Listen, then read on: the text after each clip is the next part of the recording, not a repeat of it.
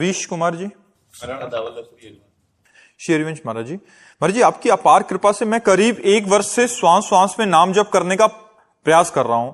महाराज जी, कृपा करके कुछ मेरे को बातें हैं उसमें समझनी है। श्वास में जब नाम जप करते हैं तो आरंभिक और मध्यम और उन्नत तीनों चरणों की अवस्थाएं क्या होती हैं या क्या लक्षण आते हैं जब प्रारंभ करते हैं, या मध्यम में, या इसकी उन्नत अवस्था क्या? देखो, प्रारंभ में क्या होता है, उपांश सहित श्वास में नाम चलता है।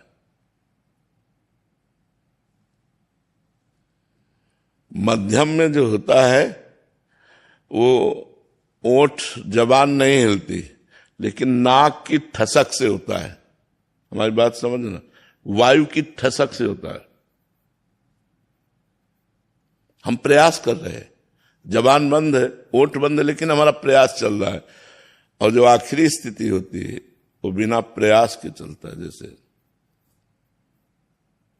चल रहा है ना। उसको ठसक की, नाक में वायु की जैसे हम गुनगुनाते नहीं अंदर, ऐसे वो बिल्कुल धीमे स्वर में हम मंत्र को गुनगुनाते हो, वो दूसरी श्रेणी होती है।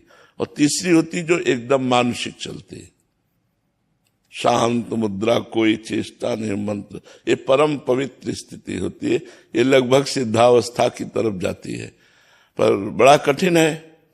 देखो, जब शरीर में सुख, स्वस्थता, तो भोग अच्छे लगते हैं, और जब दुख, विपत्ति, तो कुछ अच्छा नहीं लगता। भगवान का भी भजन नहीं होता। जब शरीर में पीड़ा होती ना, बड़ी परेशानी होती, भगवान का भी भजन नहीं होता।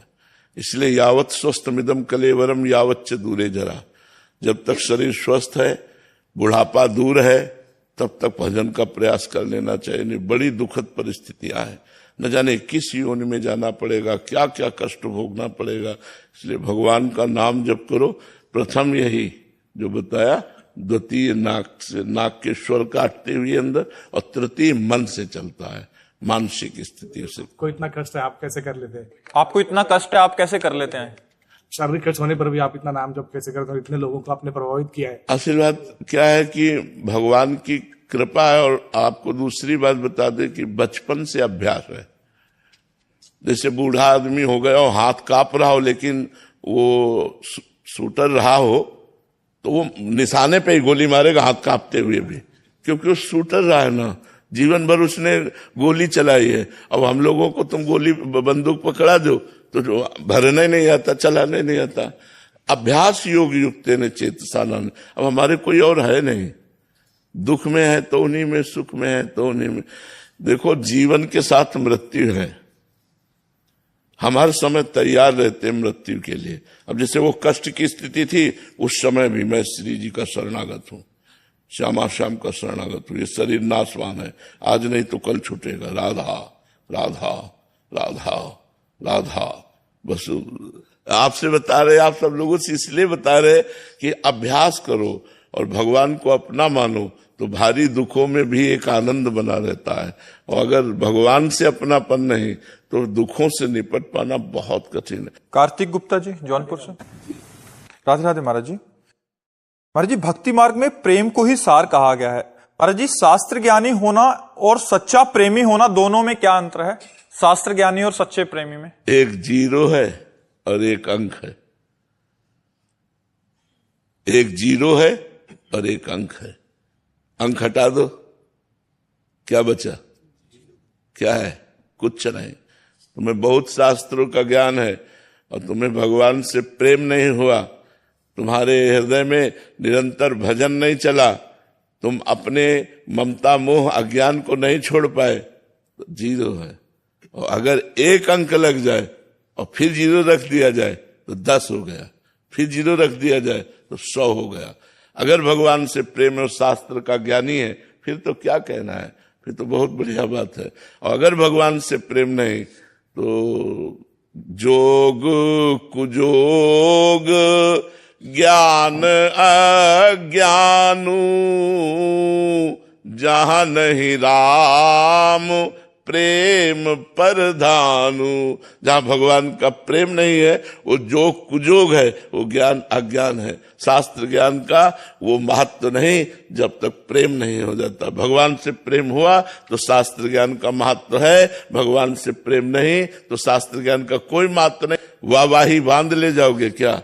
भगवान से प्रेम है, एकांत में बैठा रो रहा है, हा कृष्ण हा राम, उसका जीवन सार्थक है। धन्य है उसका जीवन जो भगवान के लिए तड़पता है, भगवान में अपने चित्त को जुड़े हुए।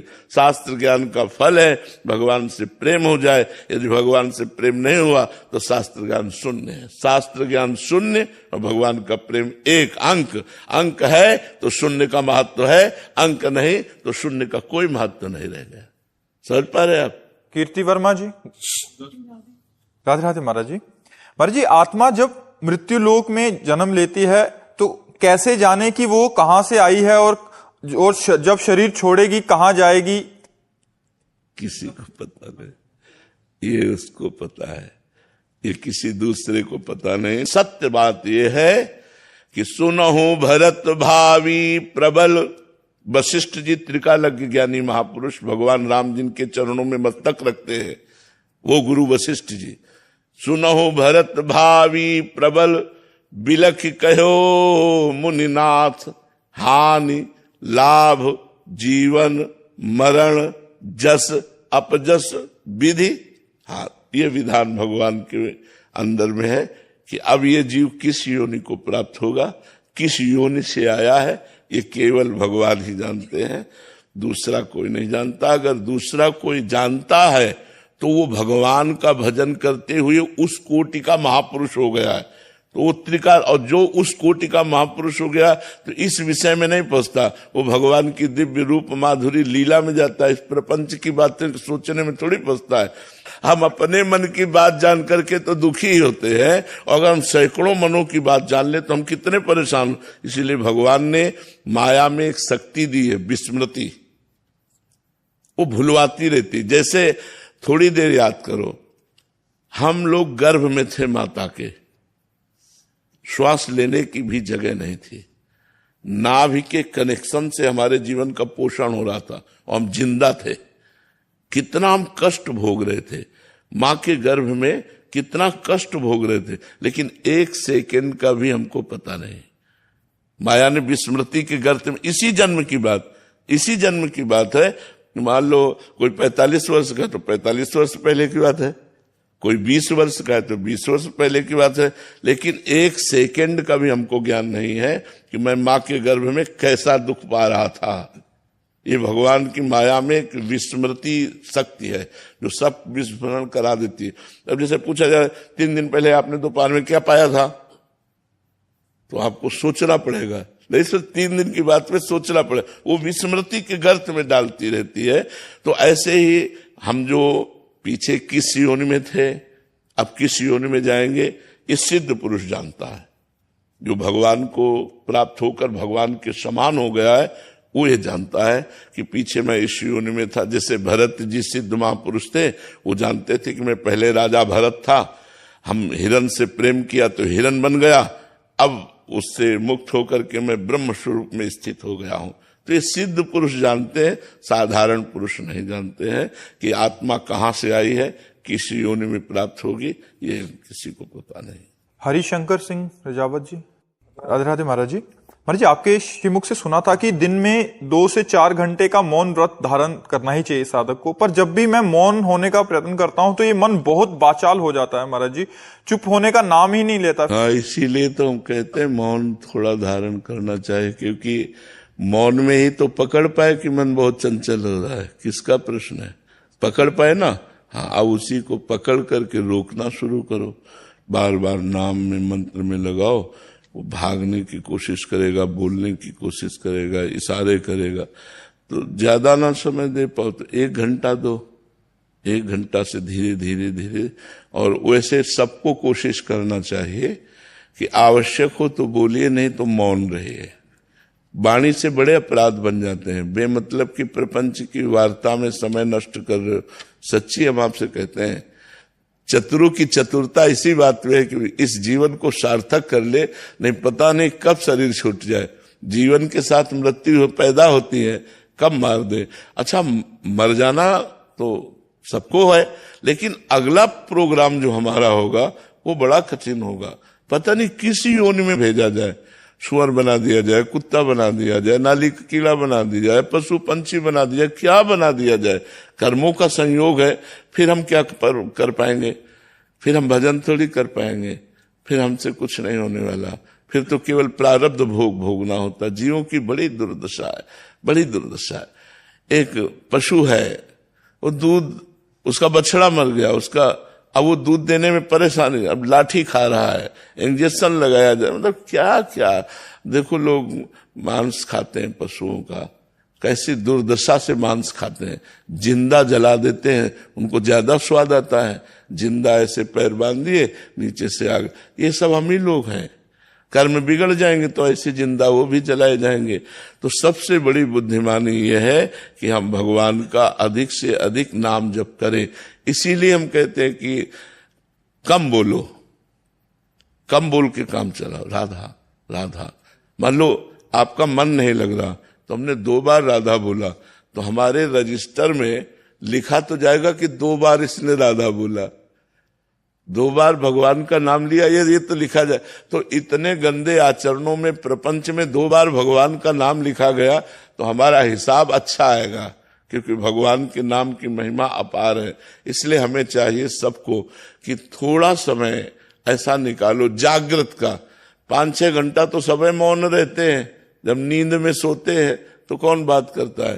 तो हमें लगता है कि जागृत में 1 घंटा समय अगर ऐसा निकाला जाए, 2-4 घंटे तो बहुत अच्छी बात है, लेकिन 1 घंटा ही समय निकाला जाए कि हम मौन रहेंगे, किसी भी स्थिति में न लिखेंगे न बोलेंगे, 1 घंटा मौन रहेंगे, तो उस समय हम मन की हरकत को पकड़ सकते हैं, कहाँ जा रहा है, मतलब कितना गंदा है, कितना प्रपंच कर, और उसी में राधा राधा राधा वल्लभ श्री हरिवंश, राधा वल्लभ श्री हरिवंश। तो आप उस मन को एकाग्र कर सकते हैं। जीवन वही सार्थक है जो भजन कर रहा है, सुखी वही हो जाएगा जो भजन कर रहा है। जो भजन विमुख है वो तो बिल्कुल मिथ्या जीवन है यार, बिल्कुल बेकार जीवन है।